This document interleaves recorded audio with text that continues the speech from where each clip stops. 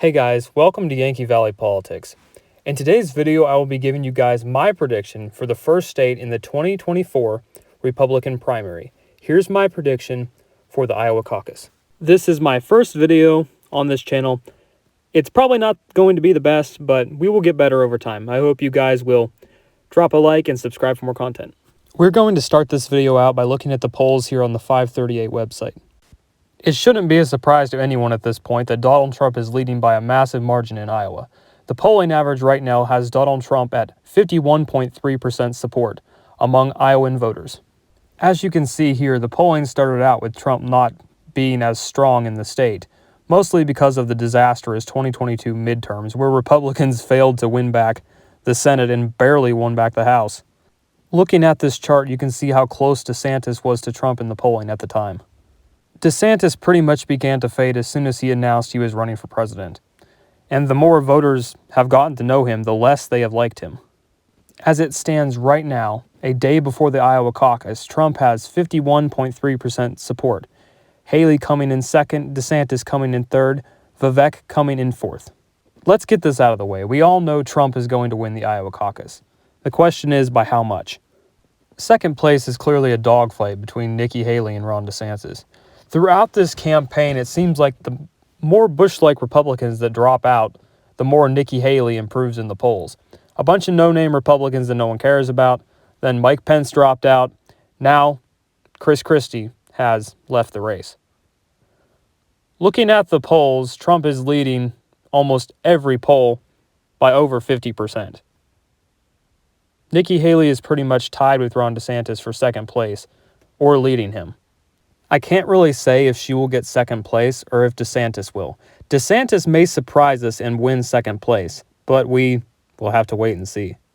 Since Chris Christie dropped out, the little bit of support he had is most likely going to go to Nikki Haley, which will most likely give her the edge and give her second place.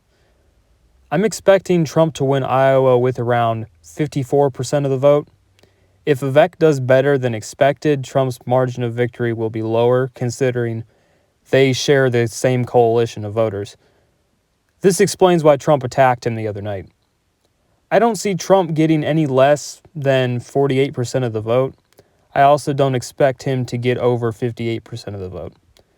We'll just have to see how close Vivek gets to Haley and DeSantis. He could surprise us and come in third place, although most likely he finishes in fourth.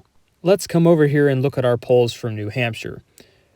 Trump is in the lead in New Hampshire, although not by very much compared to his lead in other states. As you can see right here, Nikki Haley is only behind by 11 points. As of a few weeks ago, Trump's lead was a lot higher. But lately, the polls show a different story with the rise of Nikki Haley. One thing I could see likely to happen is for DeSantis to come in fourth place in New Hampshire, and seeing Vivek beat him out. With Chris Christie dropping out, I can see a very likely Haley wins New Hampshire. Take the most recent poll, for instance. Give Haley Christie's 12%, that brings her up to 40% of the vote, to Trump's 44%. That's only a difference of 4 points. All it would take for Haley to win New Hampshire is for Vivek to do better than expected. Once again, he shares the same coalition of voters as Trump.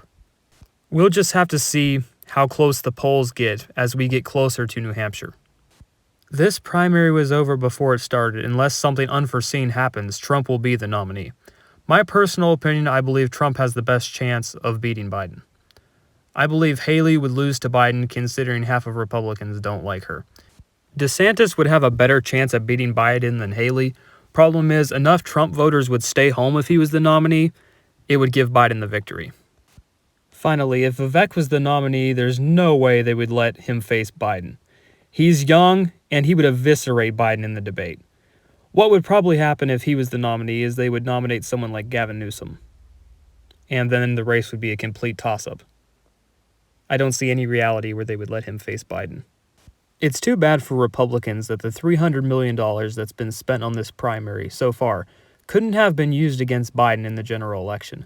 Imagine $100 million in Pennsylvania, $100 million in Wisconsin, and $100 million in Michigan, instead of just wasting the money, knowing that they were never going to beat Trump. Trump will likely face Biden, and it seems a lot of Republicans are underestimating Biden.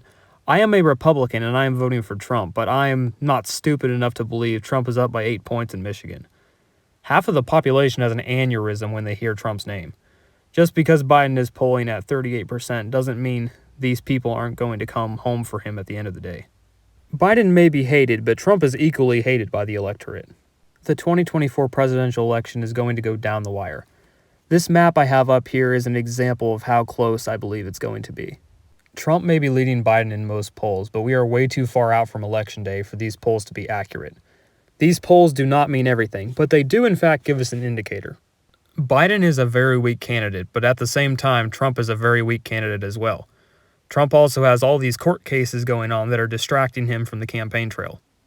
I will say, though, Trump has a unique ability to turn out voters in the Rust Belt. If you see Trump up by 2 points in Pennsylvania one day before the 2024 presidential election, he will likely carry the state. Even if he is down by 2 points on election night, that's still within the margin of error and he can still win, because I'm pretty sure twice he has outperformed the polls in Pennsylvania by like 2 to 5 points. So we'll have to wait and see, but Trump has a very great chance as long as he's polling close to Biden. Back in 2020, I believe there was a poll that had Biden up by 18 points in Wisconsin. And you guys know that Trump barely lost the state by a point. So polls do not mean everything, and they could be off in Trump's way or off in Biden's way. We just got to wait and see. Polls aren't the end-all be-all. My warning for my fellow Republicans: don't get too overconfident. We've seen it many times before where we think we're going to win going into an election and we lose. Biden is not as weak as you think he is, considering these voters aren't going to be voting for Biden. They're going to be voting against Trump. Thank you guys for watching Yankee Valley Politics. I hope you guys will drop a like on this video, hit that notification bell, and subscribe for more content. I will see you guys in the next video. Thank you for watching.